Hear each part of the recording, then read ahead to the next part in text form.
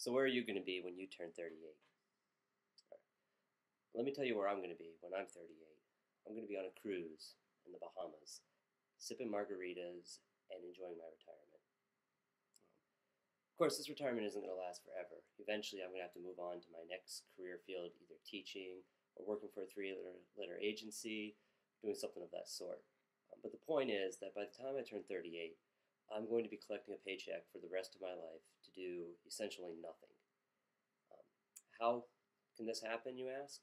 Well, let me start by saying I'm not a superstar. I don't play sports at all, never mind playing them well.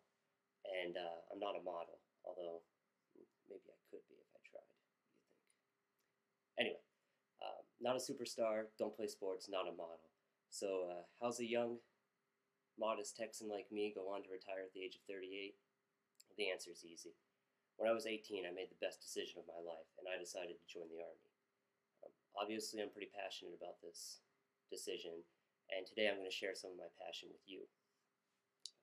The first and best benefit of the Army I've already touched on, and that is that the Army has a 20-year retirement program, which means if you're young like I am and you join at about 18, by the time you're 38, you'll collect half your pay and full medical and dental benefits forever.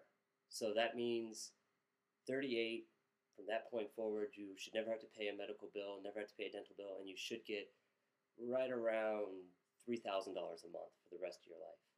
Now, with the situation our Social Security is in these days, and with our economy being what it is, this is an invaluable asset, a benefit that you get after just 2 short decades of work.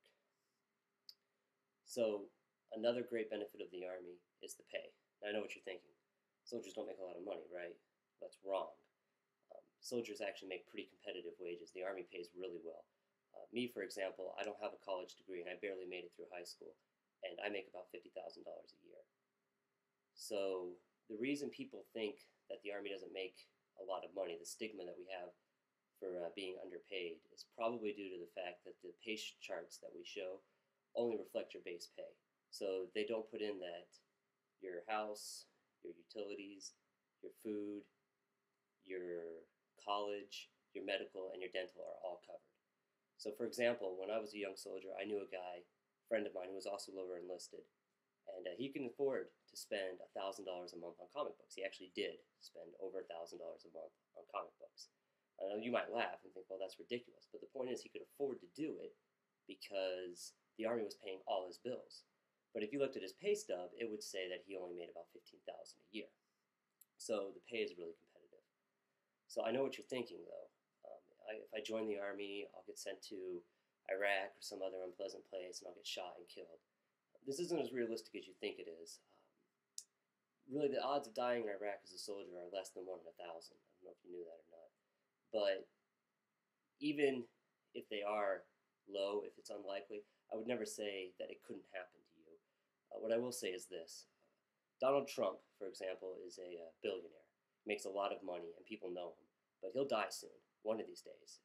I mean, maybe a year, maybe 10, maybe he'll live another 3 or 4 decades. But the point is, one of these days he'll be gone. And when he is, chances are nobody will remember him in a couple weeks. Probably, definitely not a couple years. For example, Anna Nicole Smith. I mean, does anybody even remember who she is? But soldiers, they live on forever in the hearts and the minds of the people whose lives they touch. So really, the only guarantee we have in this life is that it will one day end. We're all going to be gone one day. And so whether you're hit by a sniper's bullet in Baghdad or hit by a bus in Dallas, the point is everyone's going to die. What you do with your life is the important part, and how people will remember you.